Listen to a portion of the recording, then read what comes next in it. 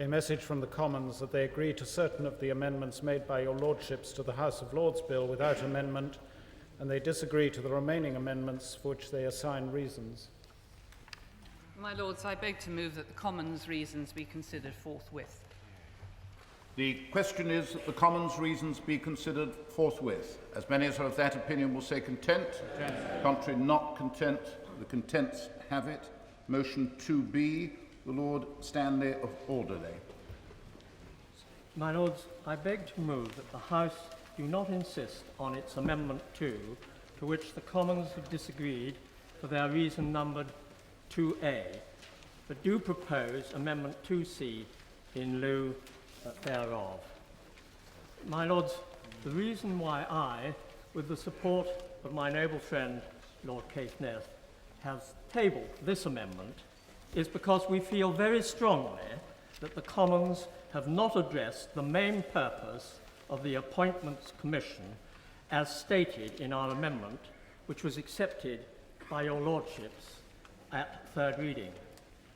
My Lords, this amendment goes to the heart of the controversy over reform of your Lordship's House, which is, while I have no objection to the government removing the rights of hereditary peers, indeed, they received that mandate in the general election, the government did not get a mandate to get rid of us without saying very clearly who is to follow us.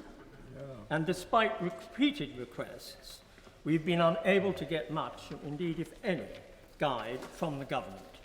In particular, my Lords, from the Commons' consideration of our amendment, which is now before us. Our amendment, my Lords, therefore, guides the Appointments Commission as to who is to follow us in the interim chamber, which inevitably will affect the final reformed chamber. The amendment states that over 50% of members should be persons whose main occupation and experience is non-political, commonly called in your Lordship's House specialist peers. My Lords, this criteria would apply to those sitting on Labour, Conservative and Liberal benches, not just the crossbenches. My Lords, this view is widely supported throughout the country by letters in the Times, yesterday in particular, and on page 64 of The Economist, which perhaps noble lords opposite read more widely than I do because it spends its time, most of its time, criticising the farming industry.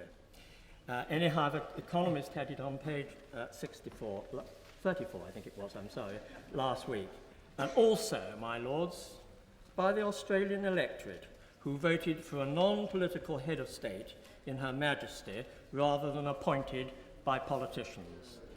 My Lords, even the noble Baroness, Lady J at report stage, did not object to the principle of our amendment.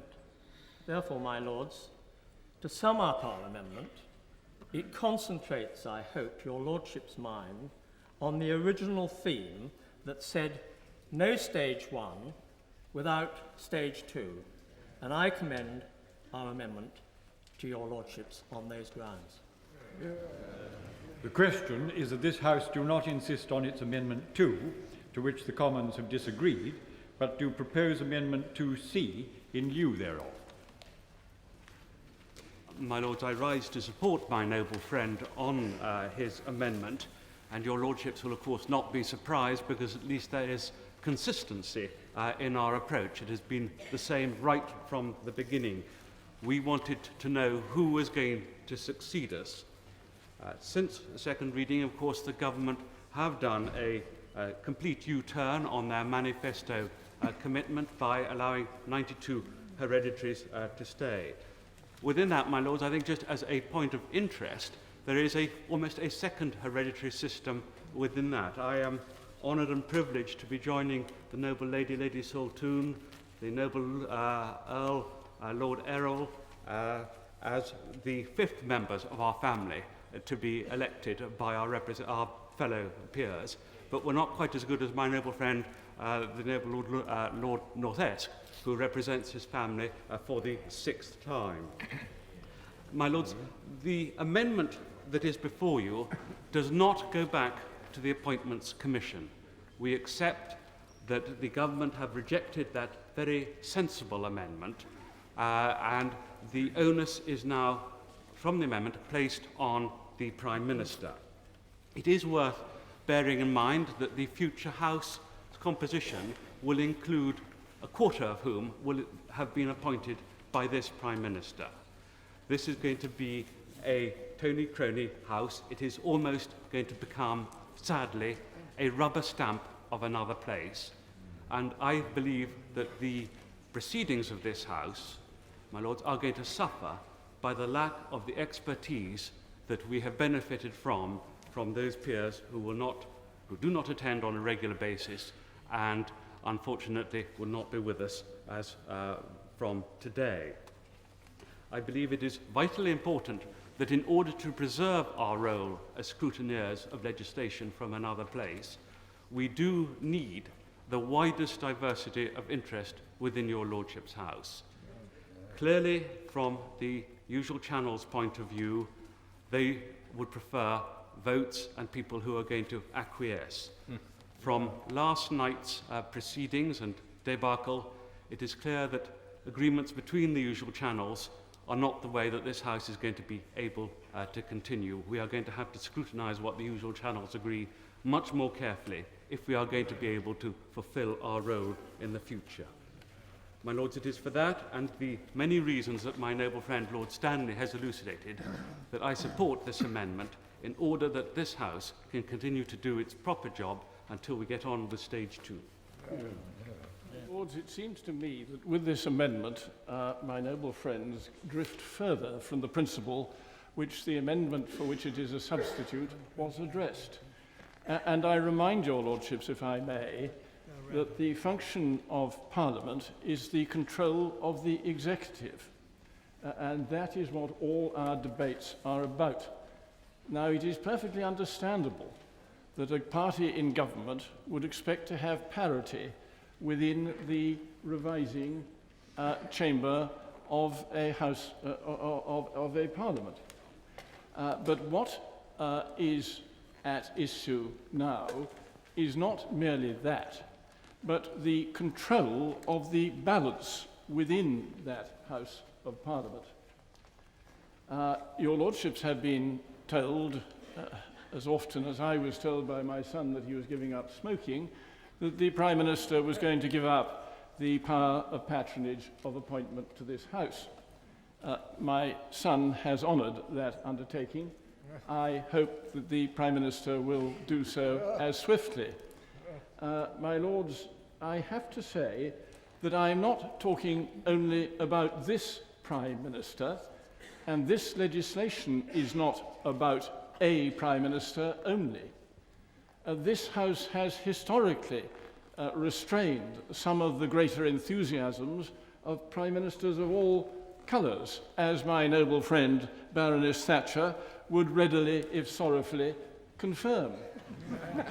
My Lords, there may be other Prime Ministers of that or a different colour and who may go further from the central line of political consensus in this country, whether towards fascism or towards communism.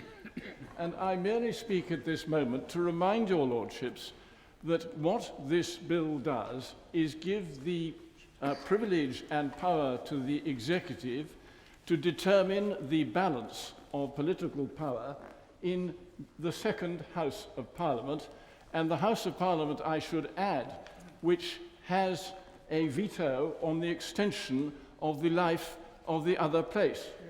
And I give your Lordships a moment to think of the implications of that were we ever to have a Prime Minister too far towards the fascist or the communist end of the political spectrum. Because were that power to be used to extend the life of the other place beyond its elected period, we would be within a whisker of joining all those countries in Europe which, having lost the power of changing the government by election, were eventually released from its control after very many years by either revolution or by war. My lords, that is a Cassandra's remark, I fear. But the principle which my noble friend has driven further from is the principle of the control of the executive resting in Parliament, and the control of the executive party in Parliament is increasingly being concentrated in the hands of the Prime Minister. I do therefore think that this amendment does not go nearly far enough to be acceptable, and I merely mark your lordships the great danger which we are standing into. Although one is exceptionally pleased to see that the noble Lord Stanley of Alderney felt it better to compromise than to capitulate, I, like the former speaker, question the removal of the originally proposed Appointments Commission composition of 8 members of the Privy Council, no matter what their title may be necessarily by succession. My lords, the House of Commons' reason for disagreeing with the original amendment on this matter was that it's not appropriate to make statutory provisions for Appointments Commission. Very well, my lords, but what's to prevent the original proposal, the amendment, legislation, and regulation? Why shouldn't it be done by secondary legislation? Surely the collective opinions of 8 wise men would be better than the opinion of just one man, and very much fairer on that single person too.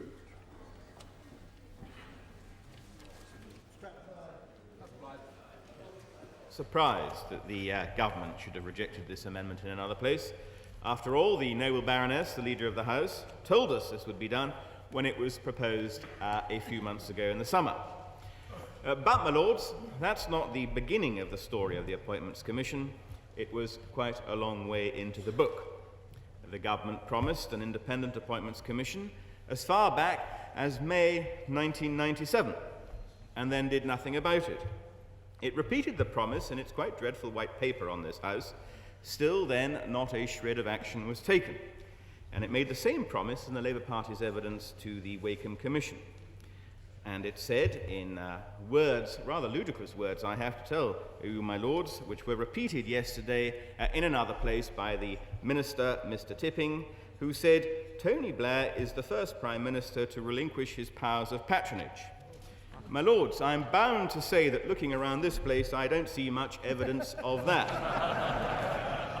Promises, promises, my lords. How many times do you have to flog a dead promise before it rings hollow? My lords, trust, Tony, may be an article of faith for many on the benches opposite, but it cannot be erected into a constitutional doctrine. My lords, what we did in this amendment was to take the Labour Party's own proposals in their own documents and to put them onto the face of the bill. They weren't our ideas, not even the Liberal Democrats' ideas, they were the Labour Party's ideas. But they were apparently unacceptable to the party opposite, and my lords, I think we are entitled to ask why. And as we move closer and closer to the creation of a patronage-dominated House, without any statutory defence against the abuse of patronage, it is high time the country too began to ask why. What exactly is the Prime Minister's game in respect of this House? The case put forward by the Minister yesterday was greeted, quite rightly, on all sides of another place by an enormous belly laugh. My lords, he said that your lordship's amendments had stopped the government setting up an Appointments Commission because a proposal was before Parliament. My lords, the fact that the Scotland Bill was before Parliament didn't stop a fortune being spent on preparing for the Scottish Parliament, nor a Wales Bill, the creation of a Welsh Assembly, and even in this bill, my lords, the government has been quite happy to have elections of Weatherill peers. It is only in the case of an appointments commission, it seems, that nothing can be done. My lords, the whole argument, as my noble friends have said, and particularly my noble friend Lord Stanley of Alderley, is as spurious as it is shallow and as self-seeking as it is spurious. The minister also said that it would be wrong to have a statutory appointments commission because the new house might only be temporary and it might be necessary to change a statutory system if a reformed house were ever introduced. My lords, did the minister in another place not realise that a new reform of this house would require a new statute anyway? It would be just as easy to amend an appointments commission as it would be to amend the powers or composition of this house, and perhaps even a good deal easier. The argument was rather like saying, even though it's raining heavily, I won't put on a raincoat because I might need a t-shirt next summer. The argument, my lords, is an insult to the intelligence of Parliament and, I believe, to the people of this country. But, my lords, I don't pretend that there'd be any point in pressing this issue today. The government has spent 2.5 years promising an appointments commission and doing nothing. It won't change today of all days, at this time. So I hope my noble friend will not press his amendment, excellent though it is in spirit, much though I agree with the intention behind it. In practice, I think that their amendment is not practical, and I don't believe it would be right to enshrine the particular new amendment in legislation. My lords, I prefer the last vote in the old House to have been the smashing victory over the government on the matter of the penalising of disabled people who have saved. The House was right on that. The government refused to listen on that, and it won't listen to my noble friend's amendment this afternoon. So I think we should let them rest in embarrassment and shame on this matter. But I hope, my lords, that the noble Baroness, when she comes to reply, will be able to answer just one or two questions. And the first is this: when will the Appointments Commission be created? Will there be a statement in this House next week? Will the Millennium Honours, of which we have heard so much about in recent months, be covered? And if not, why not? My lords, if the answers are not forthcoming when this House meets again, we should seek other ways to make the government stand by its promise. My lords, I am delighted to respond to the noble Lord Strathclyde, and indeed to the new amendment from the noble Lord Stanley of Alderley. The noble Lord Strathclyde sought, I thought, to go much more broadly than the amendment of the noble Lord Stanley of Alderley, and to revive all the discussions which we've had at every stage of the bill about the position on the Appointments Commission. On those points that the noble Lord Strathclyde has raised, I would simply say that I would be very happy to debate this with him in the new House when it becomes relevant, as it will do, to the transition, that on the particular point that he makes and has made many times before about the fact that what he has proposed and what was in the amendment when he went to another place about this proposal being exactly the same as the one in the government's white paper, I could simply identify 5 substantive ways in which the amendment was completely different from the proposal in the white paper, and if I were not aware that the House would wish to press on, I would stretch your Lordship's patience by repeating them. But they are substantial, and they are the reason why, while that amendment was in the legislation as it stood, it was impossible actually to set up an Appointments Commission, although to suggest that no preparation had gone on would be equally false. I would just say to the noble Lord Stanley of Alderley, who was kind enough in his opening remarks to say that, of course, he did not dispute the intentions of the government as they depended on the manifesto of the 1997 election, with the ability that was enshrined therein to take the steps that we have taken about the automatic rights of hereditary peers to sit in this House, that of course it was the case that the second sentence of that particular commitment said that this was a standalone reform, not dependent on future reform, and therefore I think he would agree, as I know he has studied these things very carefully, that that was consistent with the position which we have taken. On the very specific point that the noble Lord Stanley has raised, this is, I think, the third time that he's invited us to address something of this kind. The first time on report, as he said, it did form a part of a wider proposal on the Appointments Commission. The second time on third reading, I think he took a less prescriptive form of requirement that the Appointments Commission should report on whether the criteria which he was suggesting had been met. Now, on this variation, the noble Lord has suggested that the Prime Minister should ensure that at least half of the House has experience outside Parliament. The noble Lord will know, because he has been a very attentive participant in our debates on this subject, that the government has throughout our debates said that we were indeed intending that, for example, the crossbench element in your Lordship's House, which does very much represent different points of view, different experience, should continue to be substantially represented. He will know that that is our general intention. But on the specific way of achieving this, that this amendment suggests, I would say to the noble Lord that perhaps it seems to be giving more authority to the Prime Minister, more power to intervene, for example, with other parties' nominations, rather than less, which I'm sure would not be his intent. Because I'm most grateful to the noble lady, and I apologise for interrupting her in mid-flow. But if I understood her remarks, there was no indication given in the way she addressed the question of the Appointments Commission about when we could expect the government to bring forth proposals. And I wonder whether, before she sits down, the noble lady could favour the House, perhaps, with some indication of whether she would be prepared to give an undertaking to bring forward proposals for an Appointments Commission in the next session of Parliament. well, my lords, that indeed is a commitment I am certainly prepared to give. I feared perhaps the noble lord might be suggesting in the next week, which might indeed be a little premature, because that would precisely suggest that we were able to take forward the detailed work, which has genuinely been suspended because of the inaccurate amendment which has been in the bill when it was in another place. That is so, my lords, and that is the advice which we have been given by the constitutional authorities, who I, at least, am not about to challenge. But may I return to the noble Lord Stanley of Alderley's points about insisting in his amendment that the Prime Minister should ensure that the criteria which he wishes to see introduced on a statutory basis would be designed to obtain this cross-section of interest that he wishes to see in this House at another time. It does seem to me that in that situation, as I say, the Prime Minister's hand might be more constrained than it is at the moment, because, for example, he couldn't necessarily forward recommendations from other party leaders to the Queen because the criteria which he was suggesting might be already fulfilled. The balance of interests which the noble Lord Stanley of Alderley was seeking to achieve might have already been done so. Indeed, the easiest way for the Prime Minister to ensure that the criteria would be met would be to take the whole responsibility for nominations into his own hands.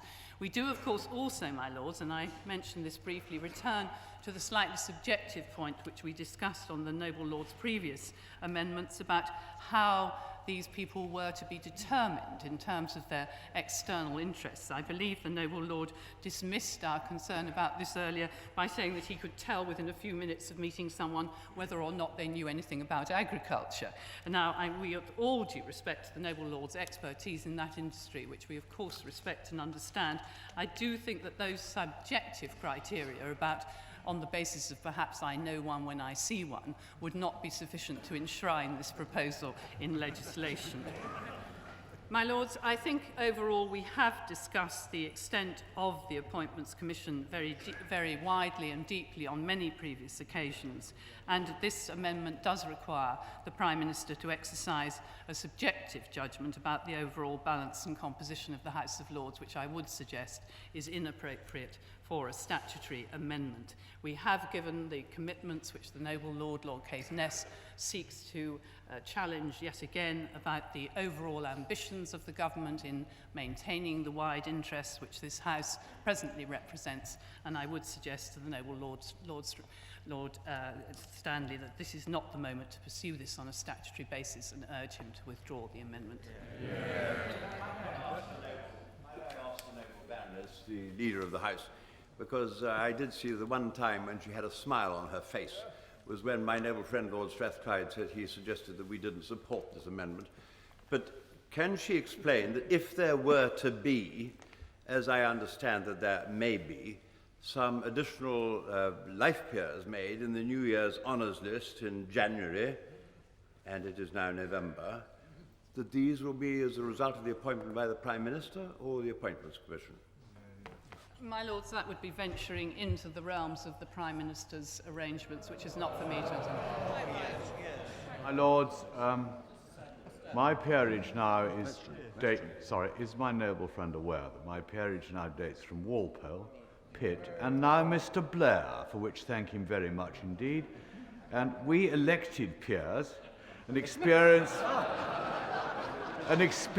which the noble lady has not undergone. My Lords, I think we should remind ourselves that the rules on the consideration and the Commons amendments are the same as for report and third reading. The only noble lords who should speak after the Minister is the mover of the amendment, unless there are short questions of fact.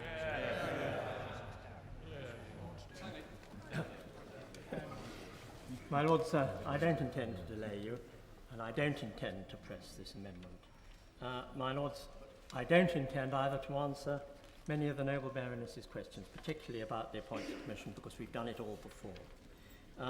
I would just like to make 2 points, I think. One is in reply to my noble friend Lord Elton, and indeed to the noble Baroness. I would have liked to have gone much, much further.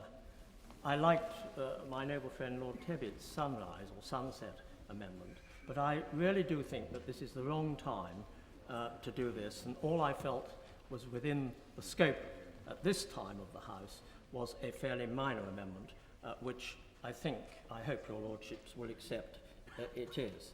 As far as my noble friend Lord Elton's remarks and the noble Baroness' remarks are concerned, I believe, in fact I'm sure, that it would be very hard indeed to make these particular type of peers that I'm suggesting should be appointed into lobby fodder. They have better things to do than that, and they will have strong minds on their own subject. My Lords, some of your Lordships, I'm sure, will have said that we're wasting your Lordships' time.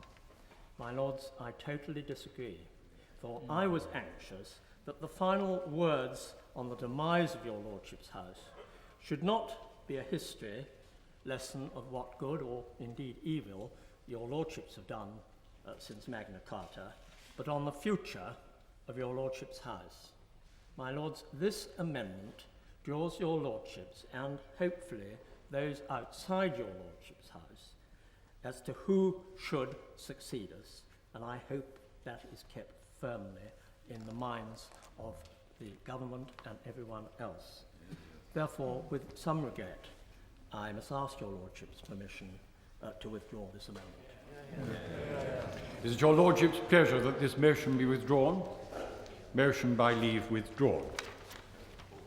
Lords, I beg to move that the House do not insist on its Amendment 2, to which the Commons have disagreed for their reason numbered 2A. The question is that this House do not insist on its Amendment 2, to which the Commons have disagreed. My Lords, I shall be brief. I have studied the debates in another place on this matter. It's such a simple amendment, so easy for the government to accept it, and I'm amazed that they did not. Yet the government made another meal on it. I just wonder, my Lords, if the government's arguments that they put forward yesterday, if the noble Baroness could consider a little bit further on that in due course. And, my Lords, is there any chance that in the same offer that she made to my noble friend Lord Ferrers, she would consider whether this would be an appropriate subject to return to in the new session? Speaks. May I, your Lordships, say one particular point? Yes. My Lords. Yes.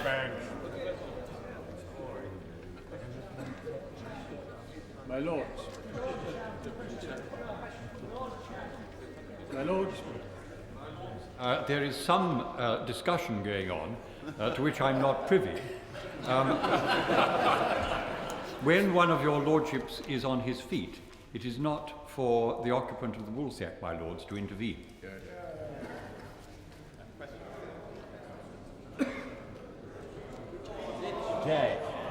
My lords, I believe the position is that the noble lord on the woolsack should put the motion.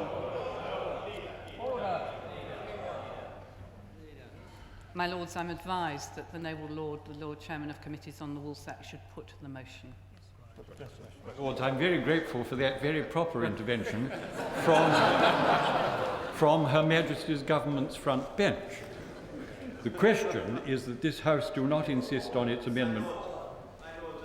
There was a noble lord who was trying to make an observation, and I think it would be appropriate if he were to be allowed to make the observation as opposed to being shut up by the front bench. My lords, I do not see any other noble lord on his feet. I am most grateful to the two noble peers who have spoken. My lords, I'm wholeheartedly in favour of this new amendment as a proscript to Clause 2, especially having read the reasons given by Her Majesty's Government for disagreeing with our Amendment 4. That was, and I quote, "It is unnecessary to protect further the position of the Septennial Act 1715. My lords, I won't need the microphones because My lords, I hesitate to intervene again, but I do think there is some confusion. I do enormously agree that these procedures are a little complex. I say you have to have a GCSE in double negatives to understand this procedure. But I believe, and I would seek the support of the noble leader, the leader of the opposition on this, that we are moving on the question that the House do not insist on their amendment number 2, to which the Commons have disagreed, for their reason numbered 2A, and not the later amendments or any new amendment. The question is that this House do not insist.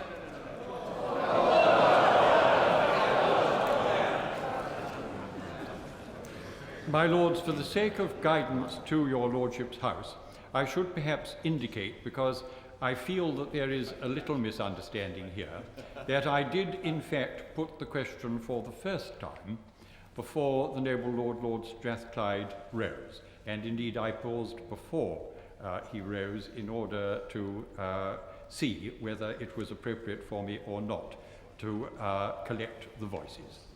I think that that guidance might be appropriate. My lords, the question is that this House do not insist on its Amendment 2, to which the Commons have disagreed. As many as are of that opinion will say content. The contrary not content. I think the contents have it. Clear the bar. Lords, my lords, there seems to be an almost total misunderstanding of what is going on. We have debated the first group, which was debated on the motion of the noble Lord Stanley of Alderley, which was his amendment, which he withdrew. We now this House can only formally accept amendment number 2. There is no procedure on which this House can divide against that amendment. I see nods all around the House. We have now to formally accept amendment number 2. We then move on to amendment number 4.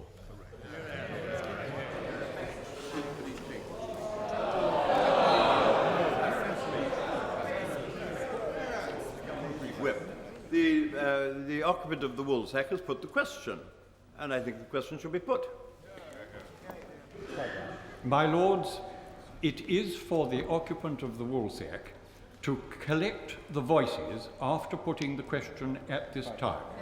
In view of what has happened, I shall, however, for the convenience of your lordships, put the question again. The question is that this House do not insist on its Amendment 2, to which the Commons have disagreed. As many as are of that opinion will say content. The contrary not content. I think the contents have it. The contents have it.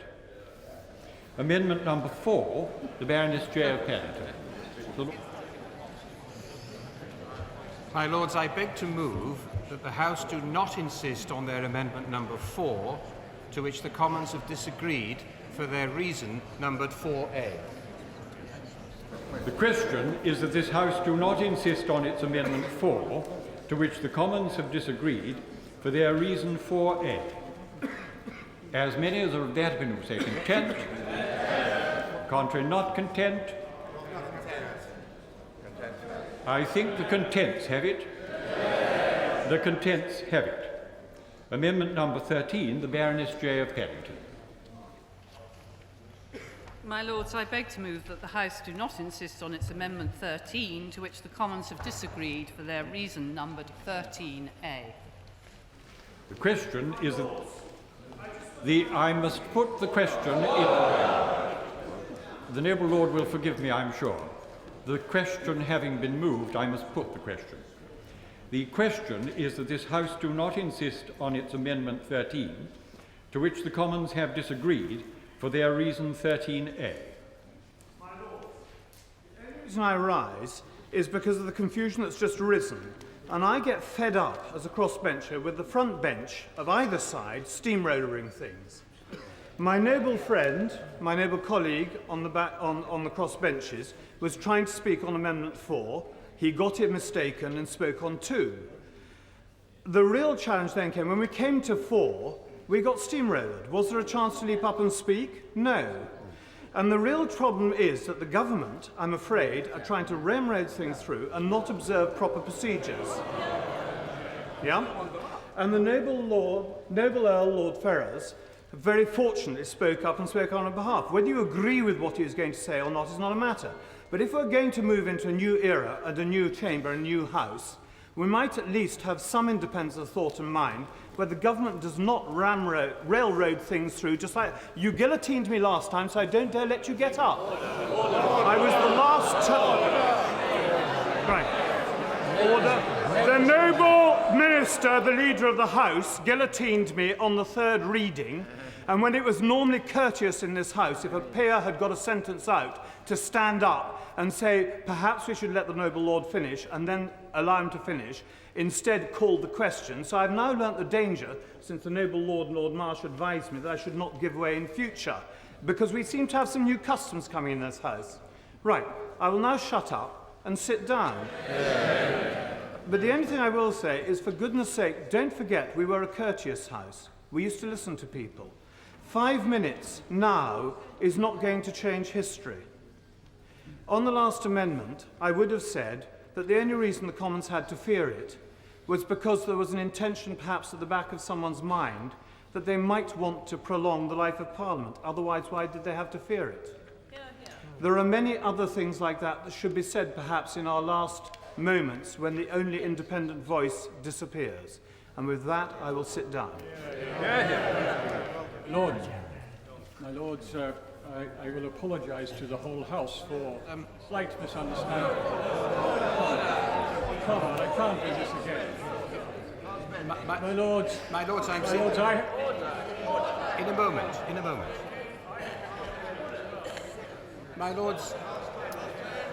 My Lords, I think I'm entitled to reply. My Lords, the two are not alternatives. I think I'm entitled to observe that when I moved the last motion, I sat down to await any contributions which might or might not have come. I did nothing discourteous to any member of this House. There was quite a substantial pause. The question was then put and assented to. There is no question of anyone being shut out at that stage.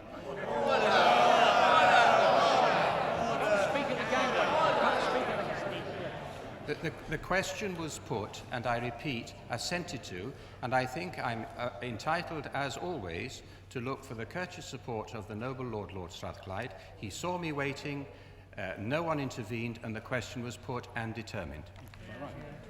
I have to say that I bear some of the responsibility for the confusion that has arisen this afternoon by making the speech the very brief few words that I intended to make to Amendment 4 to Amendment 2.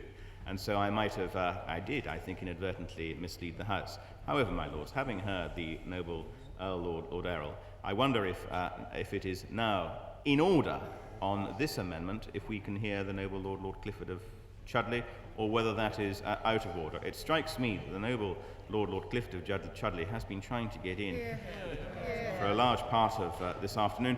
This is the last time that he will be present in this House, since he is one of the excluded peers. But, my Lords, I look to the government front bench to make a decision which I think would be a fair one and would be supported by the House. I think that's a very reasonable approach, and speaking for myself, I think the sense of your lordships is that they would wish to hear the noble Lord Clifford of Chudleigh. My Lords, I would like to thank both the front bench government and also, in fact, the noble Lord Strathclyde.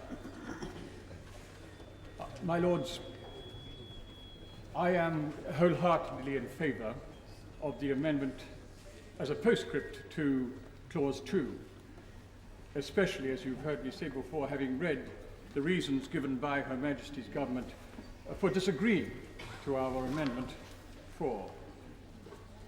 That was that it was unnecessary to protect further the position of the Septennial Act 1715. My Lords, as you know, this particular period within the Septennial Act was shortened to 5 years in Clause 7 of the 1911 Parliament Act. But just as in the 1693 Triennial Parliament Act was altered and changed in the 1917, and just as mentioned, that 18th Century Act was changed and altered in 1911, what is to prevent this government, any ensuing elected government, changing, altering Clause 7 of the 1911 Parliament Act? Control the Appointments Committee, or the appointments of peers to this chamber, from 50 to 100 appointments. The person who does that has the power existing of what life of Parliament is, whether it be from 5, going to change it to 7, change it to 10, or whenever. My Lords, it is our right and our responsibility to protect the electorate. We should insist on the original amendment, number 4, which another place considered negatively last night, as well as the new amendment proposed to follow Clause 2. I support the amendment. My Lords, I wonder, before the noble and learned Lord gets up, we bowled along rather quickly, and I think the noble and learned Lord will quite gratifyingly find that we shot over Amendment 4 fairly quickly.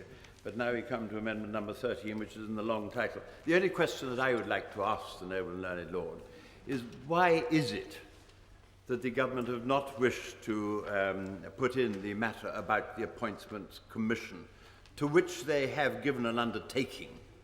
Why do they not wish to find it in the bill?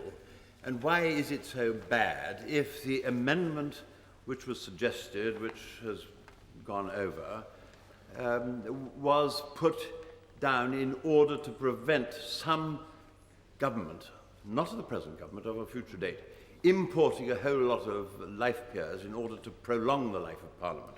Yeah. And the idea was, as I understand it, that that should not happen. I can't understand quite why the government have refused that. My Lords, I think there's a little confusion in the noble Earl's mind. We're actually dealing at the moment, as far as I am presently aware, with amendment number 4. Insofar as it is capable of... So, and I say this with trepidation, I think there's a little confusion in the noble learned Lord's mind. I think we're dealing with amendment number 13. My lords, if the noble Earl is right, and he invariably is right, most of the time, then, my lords, I always agree with the noble Earl. He's living testimony to that. In fact, we're having lunch together next week.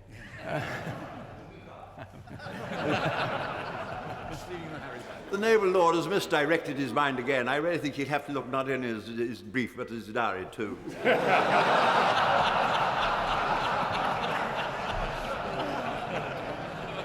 Lords, I think I need leave to make a personal statement of apology for misleading the House.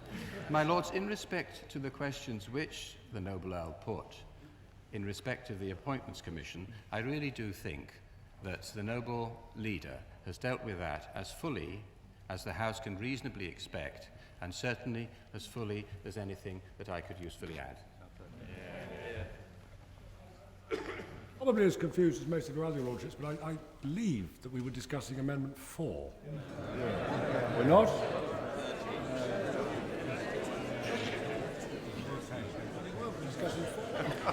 My lords, I know that your lordships won't take this as an observation from the woolsack, but perhaps it's rather appropriate that this happens to be amendment number 13.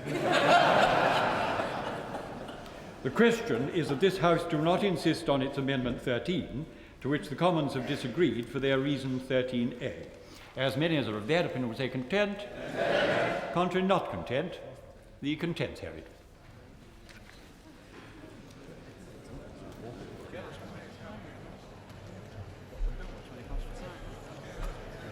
My lords, in the hope of not extending the confusion, I beg to move that the House do now adjourn. My lords, in moving the adjournment of the House, I want to pay tribute to all of those who have worked so hard to assure the efficient running of the House, and very importantly, and I say this with great emphasis in view of the last half hour's proceedings, the orderly completion of business. Not a small feat, my lords, in these last crowded days and hours. Every year at this particular time, we say that this has been a very busy session. I don't think any noble lord on any side of the House will challenge me when I underline that and say this year has been no exception indeed. A total of 35 bills supported by the government have reached royal assent, and although we've avoided all-night sittings, we have often sat very late. I think I could say that we've all spent many pleasant evenings becoming better acquainted with one another, which has, I'm sure, been to our mutual satisfaction. Certainly to the satisfaction of the noble Lord Colwyn and his refreshment committee. I don't see the noble Lord in his place, but I know that he would accept this very much. Throughout, we've been exceptionally well served by the loyal and dedicated staff of the House. They help us make our time in this building both comfortable and worthwhile, and I'm sure all noble lords who are here today will wish to join me in congratulating them, both on their professional dedication and diligence and their very friendly support during this long session. My lords, it is the last time the House of Lords will sit in its present form. In a few minutes, royal assent will be given to the House of Lords Bill to turn it into the House of Lords Act. A reform that has been discussed for more than 100 years will finally take effect. In the last year of the 20th century, this can only be right. The step-by-step approach that we've taken to achieve this was the proper one. By undertaking reform in this way, we have succeeded where others before us have failed.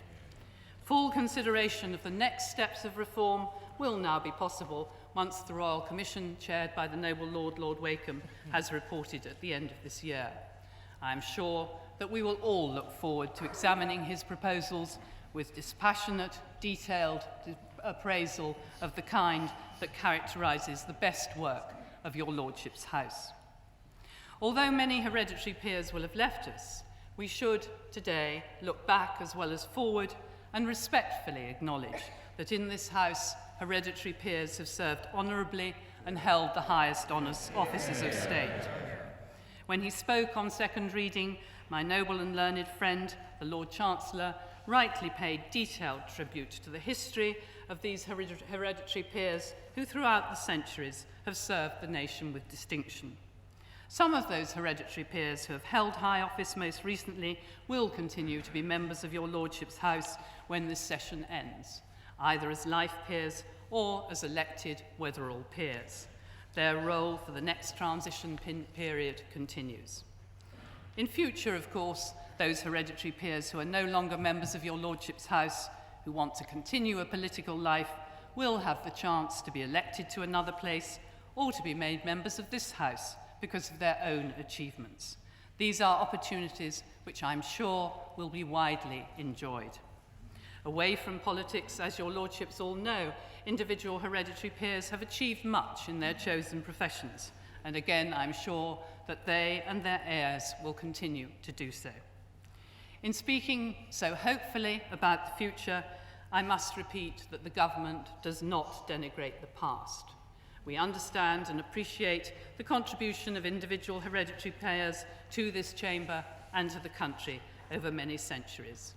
We are simply saying, my lords, that what may have been appropriate 800 or even 200 years ago is not appropriate now.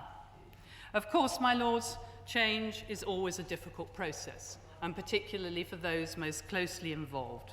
And of course, this has been true for many of the noble lords who have been hereditary members of this House. But I do sincerely believe that most have the grace and the realism to accept this change as necessary. We have seen, for the most part, moderation and dignity and authority throughout this parliamentary session. We have been given a timely reminder of the part played by the hereditary peerage in the councils of this nation. My lords, my earlier words, for which some said were a little brusque at third reading, were to say thank you and goodbye. Let me say this afternoon that gratitude was sincere, genuinely meant, and properly merited. And the friendly goodbyes we offer are also simply meant. We wish you all very well. Question is that this House do now adjourn during pleasure. My lords, it is a rare occasion that I rise and wholeheartedly concur with the motion that has been moved by the noble Baroness, the leader of the House. And I join the noble Baroness in wishing this debate will be a relatively short one before the ceremony of the prorogation. My lords, noble lords will be unsurprised to hear that I have never run a marathon. I think that I never will. But this process, this session, has been its political equivalent. It has been an enormous struggle, but that is now at an end. It has been, I think, one of the busiest sessions in living memory, and yet again it was this House who sat for longer, for more days than our colleagues in another place.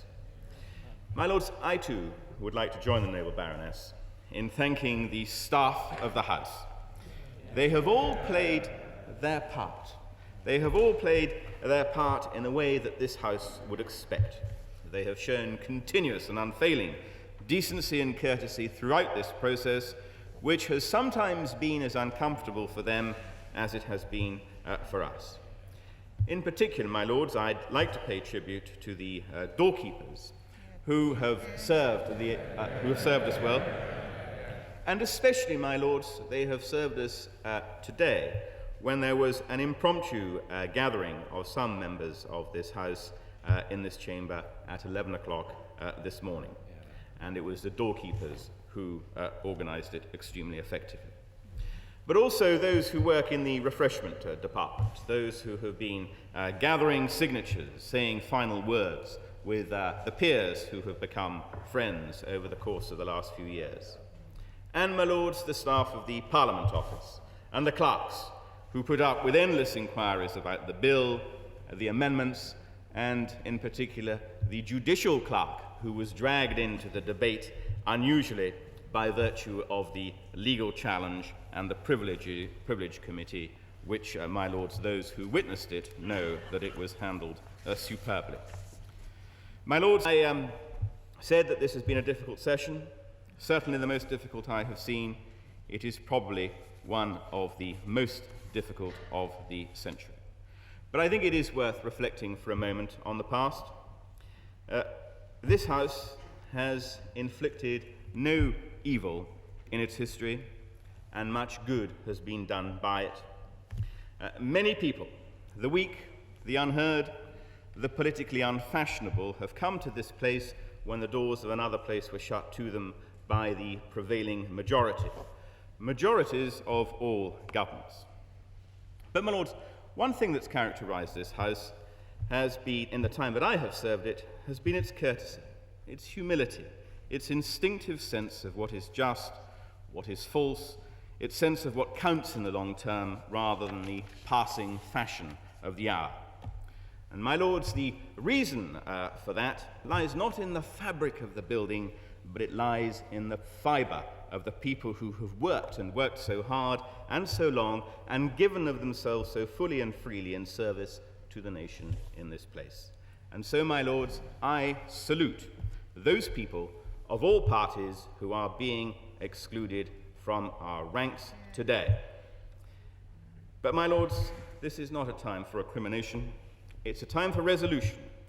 Resolution that we who stay will be worthy in every way of those who are going. Resolution that we won't rest in the battle to achieve genuine and lasting reform. And resolution that we will practice the virtues of modesty, courtesy, and willingness to listen as much as we talk. Then, my lords, for those of us who return next Wednesday, we may begin to be half worthy of the great and ancient house that is being dismembered today. My lords, I would first like to associate these benches with everything that's been said by the leader of the House and by the noble Lord Strathclyde about how we've been looked after, how very well we've been looked after by all the staff during what has been, as they have said, a tiring, difficult, and indeed sometimes very fraught year. On the business, I would only say that we've had a lot of it, we've had probably too much, and alas, some of the legislation has left us inadequately scrutinised. But, my lords, these are matters to which we should return on another occasion. I think today is very special, and I think it will be recognised by all of us, those who will be here next week and those who are leaving us today. My lords, it has been said, and I think probably said by all of us in one way or another, that it's an end of an era. And indeed that may well be history's verdict. But I think that the much more human consideration is it'll be the end of a way of life for many men and women, mainly men who've spent a great deal of their time in this place, serving it with a great sense of duty and serving it as others have done before. And those of us who've come after and those of us who remain, I think must remember that. And I have to say, and I think this view is shared on all sides of the House, I know it's a very strong feeling on my own benches in these restless and uncomfortable days, that we have had a great sense of an anticipated bereavement and found it a very difficult place to be in for that very reason. My lords, we're saying goodbye to friends and to colleagues. We're also saying goodbye to people we know less well. I think I will be saying goodbye to faces which are familiar, and yet even now to whom I cannot necessarily easily give a name. But nevertheless, I am saying goodbye. And I would like to feel, and I would like them to know, that I feel that the sense of privilege I have had to share this place with them. My lords, may I associate from this bench here the archbishops and the bishops with the sentiments which the noble Baroness, the leader of the House, has proposed this afternoon. It's perhaps appropriate that a successor of someone who signed Magna Carta and who knows a little about it to his cost should perhaps actually be the spokesman for this particular bench this afternoon. I want to add my own thanks to, on behalf of this bench, to the House, particularly to the hereditary peers who always treat the bishops, as indeed so do all your lordships, with courtesy and understanding. I'm conscious, having been here this week, of this sense of bereavement that the noble Lord, the Lord Rodgers, has spoken of. Bishops are not unfamiliar with that, but it doesn't make it any easier to deal with. I spoke the psalm this afternoon quite deliberately to pray that the Lord would preserve your going out and your coming in from this time forth forevermore. That was not chosen, my lords, lightly. I want therefore to add my own thanks to the House, to say farewell, farewell to those who will not sit here in the future, and to thank also, as always, the officers of the House who treat us so well and support us so generously. My lords, this is a historic day, but also a very sad day. I am naturally pleased, my lords, that the amendment which bears my name has been agreed by both Houses of Parliament by such a substantive majorities. Nevertheless, it is a sadness to say farewell to so many friends who have graced this place and who, in many instances, have contributed greatly to its work over the centuries. Though largely unsung, their labours over the years, indeed, my lords, over the centuries, have upheld our democratic freedoms and contributed to the health and welfare of our country. It is right that tribute should be paid to them and to their forebears for their dedicated services. I also echo the remarks of the Leader of the House, of the Leader of the Opposition, and the Lord Bishop of Lincoln in gratitude to the staff of this House who serve us so well, both those who are seen and those who are less often seen. My lords, I am a relative newcomer to your Lordship's House. I came here only in 1992, after 28 years in the other place, which is dominated by the clash of adverse opinions. In the words of John Stuart Mill, my lords, truth emerges from the clash of adverse opinions. The adverse opinions in your Lordship's House are less raucous, but no less effective.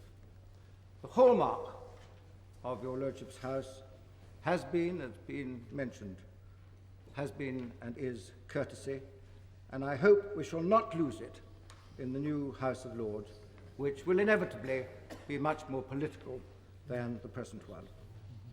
The role of the crossbenches, my lords, will inevitably change in that those of us who remain here, particularly the 28 hereditary peers who will remain on our benches, are much more likely to become working peers, which we have not been so called in the past, although I must pay tribute to the work that all of them have done.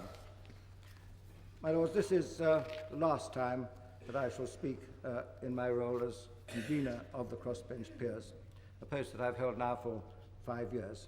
So I would like to pay tribute for the support and the friendship of those on all our benches, but particularly on the cross benches, and especially to the hereditary peers.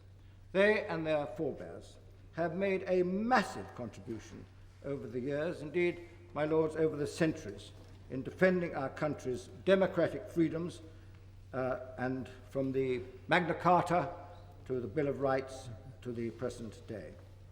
The hereditary peerage has served our country faithfully and well, and it is right that we should thank them and salute them for their services. I understand, my lords, that there's a book in the Commons which is seeking to discover which of the hereditary peers will be the first Prime Minister in the new millennium. I suspect, my lords, this is not the last post, but Reveille. I suspect, my lords, that the hereditary peerage will continue to serve our country well in the future, as they have in the past. My lords, I beg to move the House to now adjourn from during pleasure until 5 p.m. to receive the Royal Commission. The question is that this House do now adjourn during pleasure until 5 p.m. As many as are of that opinion will say content. Contrary not content, the contents have it.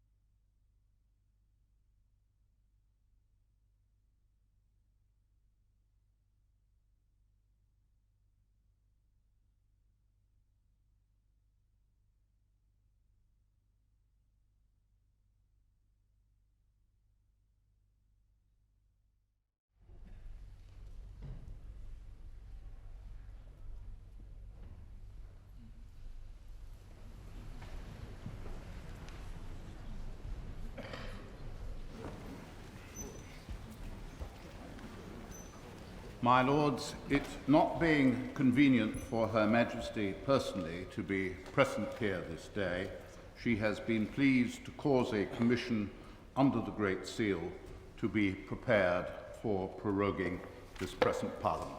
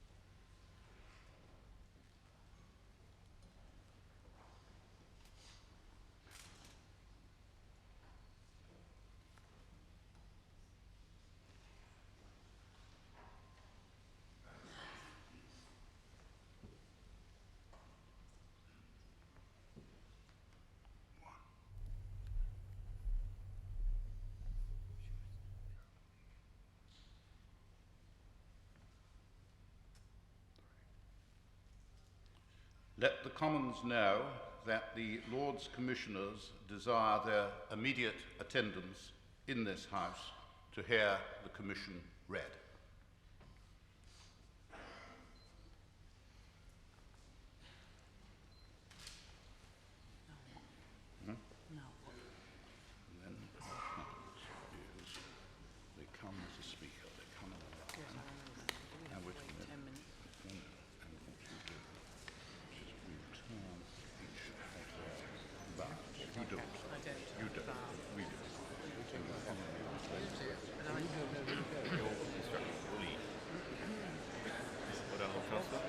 So far, absolutely. Well done, Thomas.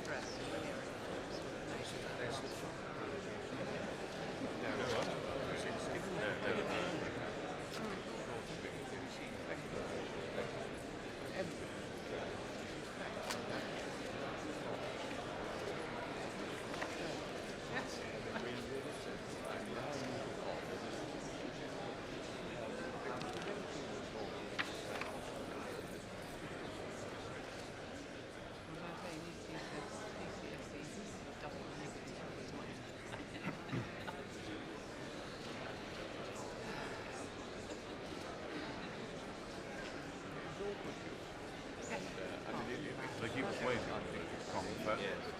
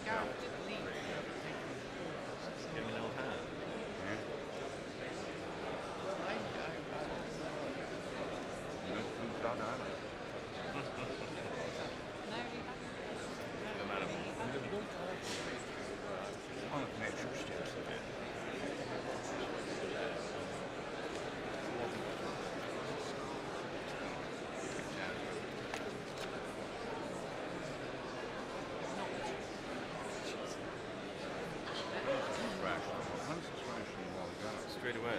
Straight in. Just in our camp. Why didn't you say it, Gary? I think you should say it at the end.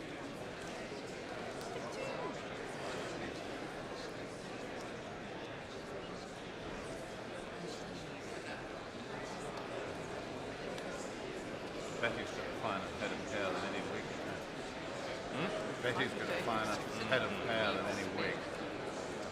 Yeah, there you go.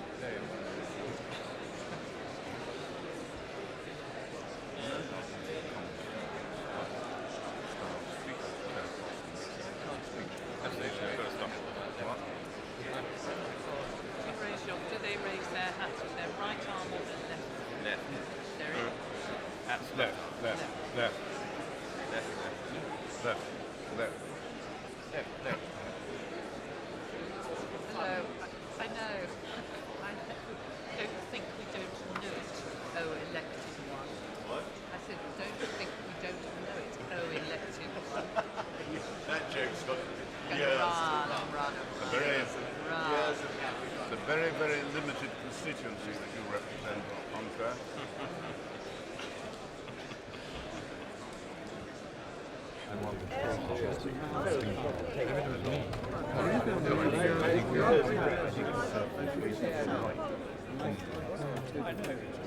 And I will be very someone asked me. Work at all. I think I'm singing twice. I love it. And why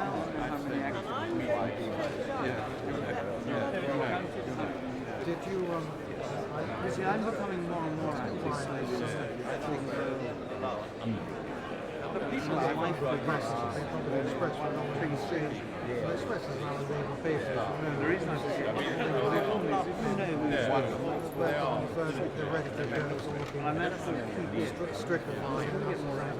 On the benches, Labour records on the strange breed of lame transitive women looking on the house of compassion or something. That was understand. Rather well put. And I treated when you do that last night, but I should enjoy watching carry an awful lot of weight. Probably get a better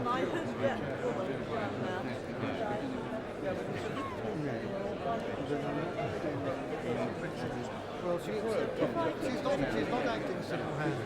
She's doing our master's bidding. St. John's bidding. Because Charles Guthrie He's moved to us. He's moved to us.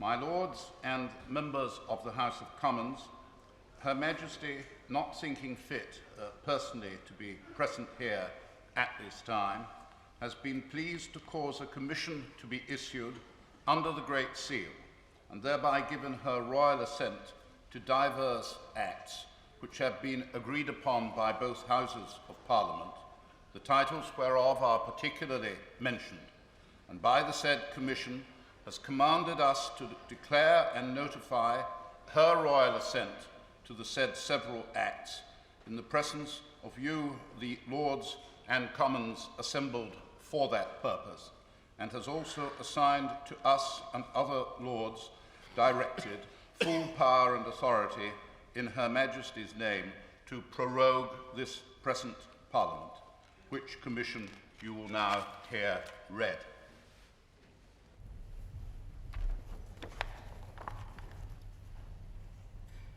Elizabeth II, by the grace of God, of the United Kingdom of Great Britain and Northern Ireland, and of our other realms and territories, Queen, Head of the Commonwealth, Defender of the Faith. To our right trusty and right well beloved, the Lords spiritual and temporal, and to our trusty and well beloved, the knights, citizens, and burgesses of the House of Commons in this present Parliament assembled, greeting.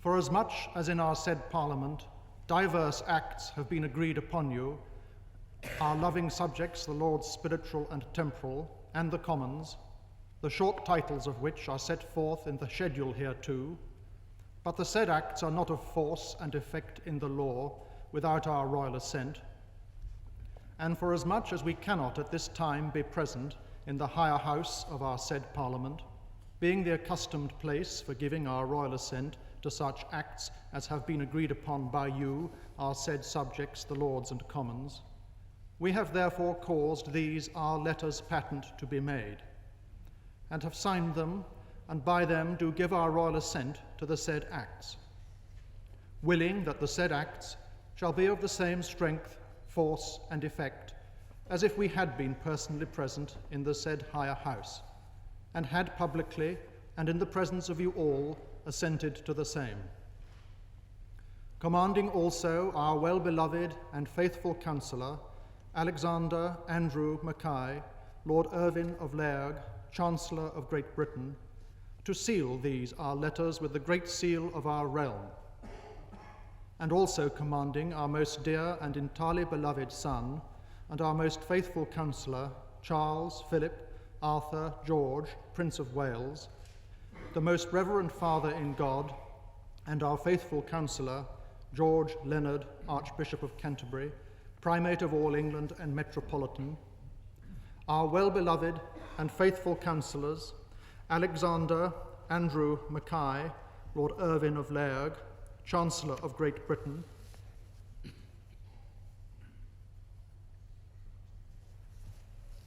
Margaret Anne, Baroness J. of Paddington, Lord Privy Seal,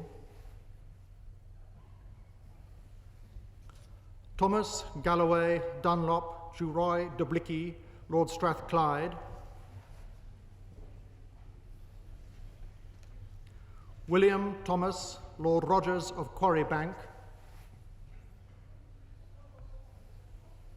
Bruce Bernard, Lord Weatherill,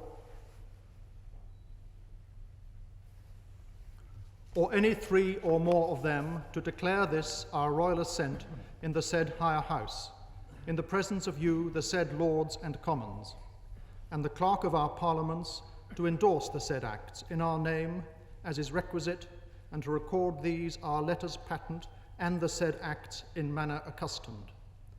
And we do declare that after this our royal assent given and declared as is aforesaid, then and immediately the said acts shall be taken and accepted as good and perfect acts of Parliament, and be put in due execution accordingly. And whereas we did lately for divers difficult and pressing affairs concerning us, the state and defence of our United Kingdom and Church, ordain this our present Parliament to begin and be holden at our city of Westminster, the 7th day of May, in the 46th year of our reign, on which day our said Parliament was begun and holden, and is there now holden, know ye that for certain pressing causes and considerations, us especially moving, we have thought fit to prorogue our said Parliament. We therefore, confiding very much in the fidelity, prudence, and circumspection of you, our commissioners aforesaid, have by the advice and consent of our council assigned you our commissioners, giving to you or any three or more of you, by virtue of these presents, full power and authority in our name to prorogue and continue our present Parliament at our city of Westminster aforesaid, from Thursday the 11th day of November, or Friday the 12th day of November instant, until and unto Wednesday the 17th day of November, there then to be holden. And we command you that you diligently attend the premises and effectually fulfill them in manner aforesaid. We also strictly command all and singular our archbishops, dukes, marquesses, earls, viscounts, bishops, barons, baronets, knights, citizens and burgesses, and all others whom it concerns, to meet at our said Parliament by virtue of these presents, that they observe, obey, and assist you in executing the premises as they ought to do. In witness whereof, we have caused these our letters to be made patent. Witness ourself at Westminster, the 11th day of November, in the 48th year of our reign. Signed by His Royal Highness the Prince of Wales and Her Royal Highness the Princess Royal as Councillors of State.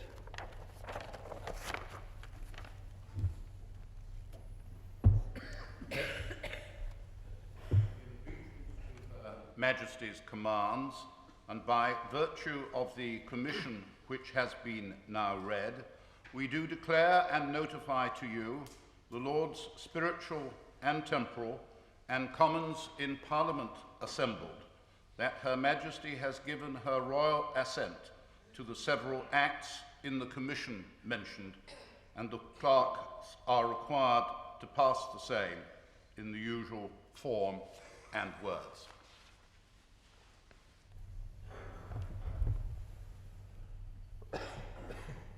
Food Standards Act. La Reine La Vote. Greater London Authority Act. La Reine La Vote.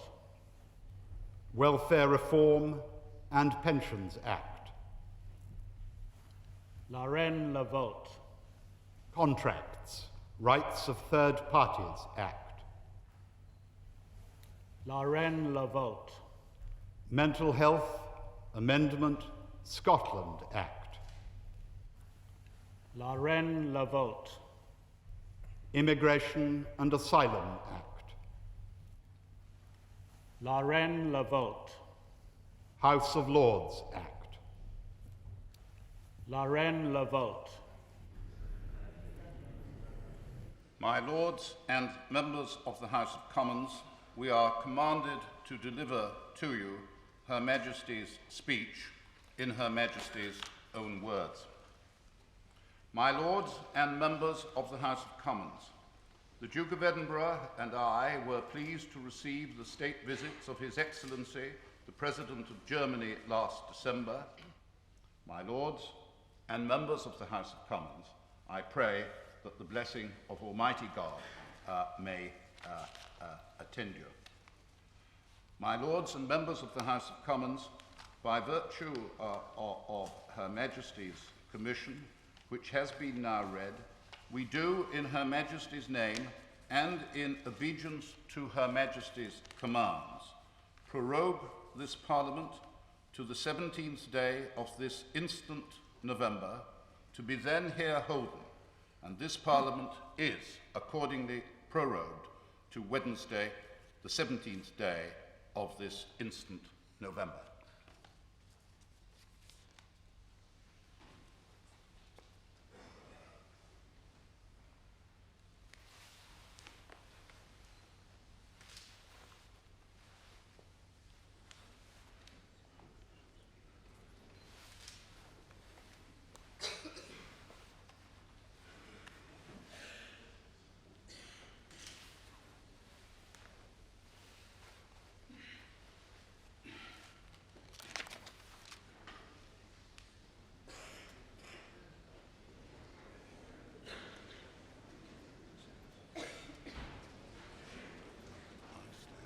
Yeah, we all done this one. Long speech. That's a good lot of MP.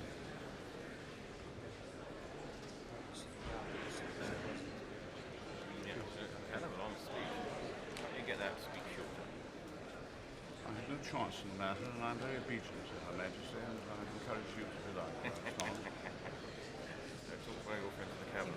I blame Lord Privy. Even more obedient to the Princess Royal side. Yes, fine.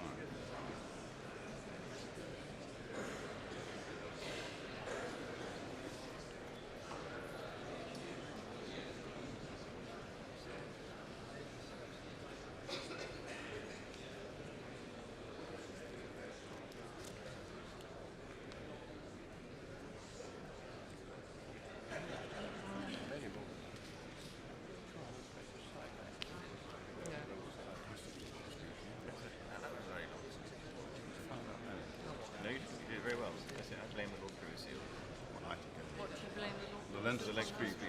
I blame She wrote it. No, she wrote it. It was long enough.